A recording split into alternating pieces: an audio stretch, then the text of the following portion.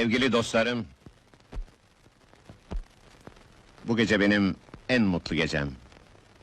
Gördüğünüz gibi az ve öz dostlarımı çağırdım. Yani sizleri. Saz arkadaşlarım da buradalar. Sizlere sevgili karımın adına bestelediğim yepyeni bestemi söyleyeceğim.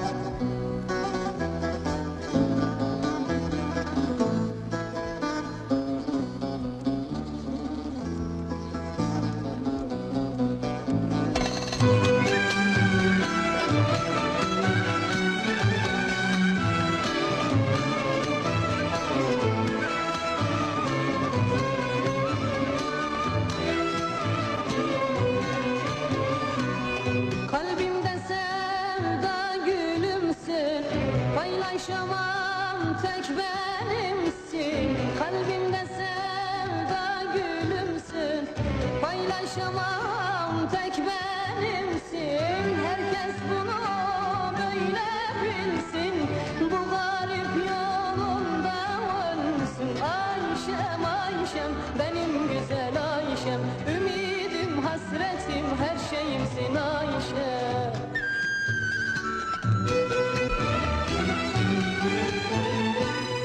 İçimde hasretim seni, bir gün eder beni deli. İçimde hasretim seni, bir gün eder beni deli. Çok özledim görmeyeli, döneceğim bir gün geri. Ayşem, Ayşem, benim güzel Ayşem, ümidim, hasretim, her şeyimsin Ayşem.